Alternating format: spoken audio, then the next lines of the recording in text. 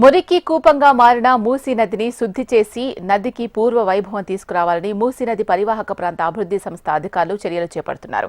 మూసీ నది పరిసరాలను పునరుద్ధరించి నగరానికి ఒక కొత్త రూపాన్ని ఇవ్వాలని అధికారులు లక్ష్యంగా పెట్టుకున్నారు.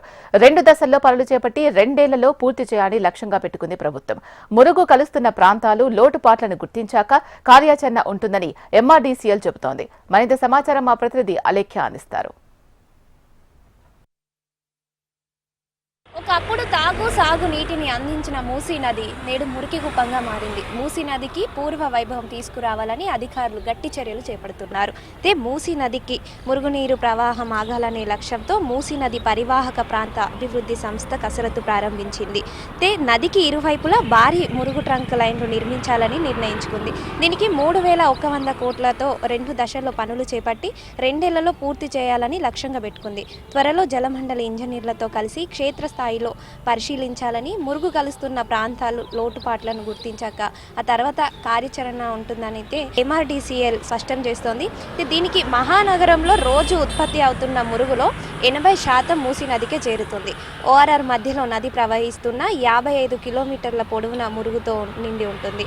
గతంలో జలాశయాల నుంచి నార్సింగి వరకు కొంత స్వచ్ఛమైన నీరు కనిపించేది. ఎగువన జనవాసాలు రావడంతో పరిస్థితి మారిపోయింది. కానీ నార్సింగి నుంచి గౌరెల్లి వరకు నదికి ఇరువైపులా 45 కిలోమీటర్ల పొడవున 2000 mm నుంచి 2600 mm డయా పైప్ లైన్లతో మురుగును దారి మళ్లించాలని గత సర్కార్ హయాంలోనే ప్రతిపాదనలు రూపుదిద్దుకున్నాయి. కానీ ఇప్పుడు 3,100 కోట్లతో డిపిఆర్ కూడా సిద్ధమైంది. ఆ ప్రణాళికను అమలు చేయాలని ప్రస్తుతం సర్కార్ భావిస్తుంది. అయితే ఈ చుట్టుపక్కల ఉన్న ప్రాంతాల నుంచి వచ్చే మురుగునీరంతా కూడా ఈ మూసీలోనే చేరుతుంది. అడుగడుగున మూసీలోకి పైప్ లైన్ల ద్వారా మురుగును వదులుతుండడంతో శుద్ధి కేంద్రాల లక్ష్యం నెరవేరట్లేదు. మూసీకి ఇరువైపులా ట్రంక్ లైన్లను నిర్మించి భూగర్భ మురుగునీటి పైప్ లైన్లను దానితో అనుసంధానం చేస్తారు. అలాగే మురుగునీరంతా ట్రంక్ లైన్లోనే చేరుతుంది.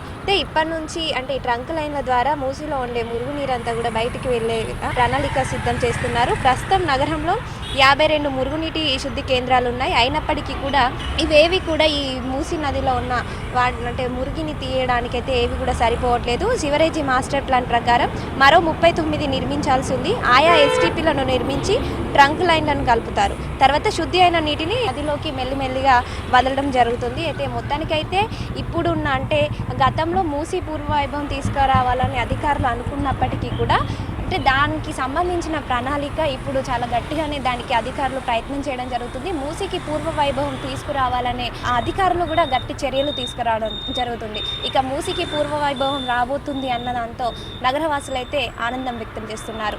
కెమెరామెన్ రవితో అలేఖ్య, హెచ్ఎం టీవీ, హైదరాబాద్.